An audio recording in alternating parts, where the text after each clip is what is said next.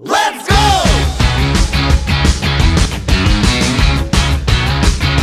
शाबूचे खारवडे बनवण्यासाठी इथं मी 1 वाटी शाबू 6 ते 7 तासांसाठी भिजत ठेवलेला होता। छान असा हा शाबू भिजलेला आहे, पाहू शकताय मस्त असा मॅश होत आहे।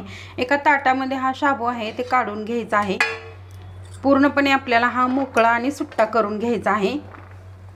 ताटामध्ये काढल्यानंतर ह्या मॅशरच्या साहाय्याने थोडासा असा शाबू आहे तो मॅश करून घ्यायचा आहे। अशा पद्धतीने छान असा भिजल्यामुळे चांगला मॅश होतो।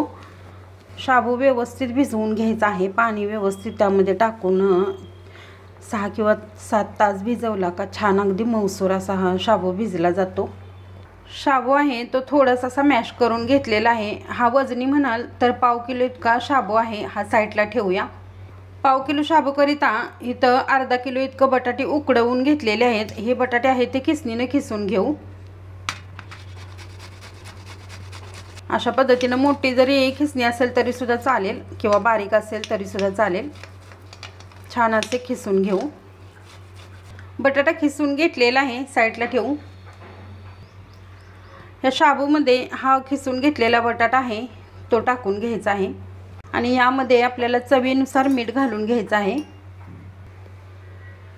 अगदी अंदाज घेऊनच मीठाचं जे प्रमाण आहे ते ठेवायचं आहे। त्यानंतर इथं मी हिरवी मिरचीचा वापर करते। तुम्ही प्लेन लाल तिखट असेल ना ते सुद्धा वापरू शकता, काही हरकत नाही। आता हे व्यवस्थित असं मिक्स करून घ्यायचं आहे। अगदी ह्याचा सॉफ्ट असा गोळा बनवून घ्यायचा आणि पाण्याचा वापर अजिबात करायचा नाहीये, कारण हे बटाट्याचं जे मॉइश्चर आहे त्यामध्येच आपल्याला शाबू आणि ते दोन्ही छान असं मिक्स करून घ्यायचं आहे। कारण शाबू सुद्धा आपल्याला छान असा भिजलेला आहे, त्यामुळे अगदीही एकजीव होऊन जातं। पाहू शकताय तुम्ही मस्त असं एकजीव होतं। पीठ मळतो त्या पद्धतीने हे मळून घ्यायचं आहे। जेवढं व्यवस्थित मळाल तेवढी चकली अजिबात तुटणार नाहीये। हे उपवासाची चकली छान खुसखुशीत तयार होते। हे सर्व आहे मिश्रण ते एकजीव झालेलं आहे। पाहू शकताय 5 ते 6 मिनिट छान असे हे मळून घेतलेलं आहे।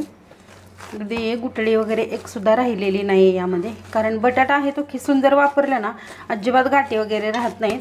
तर तुम्ही मॅशरच्या साहाय्याने जर मॅश केलं तर थोड्या गाठी वगैरे राहू शकतात। तर छान असं हे मळून घेतलेलं आहे, साईडला ठेवू। इथं मी सोयरा घेतलेला आहे आणि अशी चकलीची प्लेट लावून घेतलेली आहे। तर यामधील जो गोळा आहे तो आपल्याला काढून घ्यायचा आहे, जेवढा आपल्याला यामध्ये भरायचं आहे तेवढं, आणि व्यवस्थित असं मिक्स करून घ्यायचं, म्हणजे जेणेकरून असं लांबट आकार देऊन घ्यायचा आहे।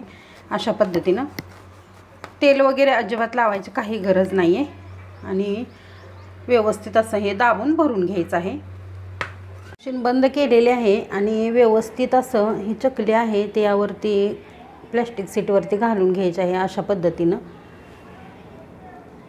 अगदी मीडियम साईजमध्ये घालायची आणि व्यवस्थित असे हे 2 ते 3 दिवस उन्हामध्ये सुकवून घ्यायचे आहे। पाहू शकताय मस्त अशा आपल्या ह्या चकल्या तयार होत आहेत। अजिबात कुठं तुटत नाही आहेत आणि चवीला म्हणाल तर अप्रतिम अशी ही चकली लागते। अशा पद्धतीने सर्व चकल्या मी बनवून घेते। तर अशा पद्धतीने सर्व उपवासाच्या चकल्या आहेत ते बनवून घेतलेले आहेत। हे उन्हामध्ये 2 ते 3 दिवस वाळवून नंतर मी तुमच्याशी बोलते। साबुदाणा आणि बटाटा चकली आहे ती वाळवून आपली तयार झालेली आहे। 2 ते 3 दिवस उन्हामध्ये छान असे सुकवून घेतलेले आहे। पाहू शकताय मस्त असे वाळलेले आहे। तर तळून पाहूया। तेल गरम झालेलं आहे, त्यामध्ये ह्या चकल्या आहेत ते टाकून घ्यायच्या आहेत। अगदी छान अशा ह्या चवीला लागतात आणि खुसखुशीत सुद्धा होतात। पाहू शकताय तुम्ही मस्त अशा फुलत्यात ह्या चकल्या।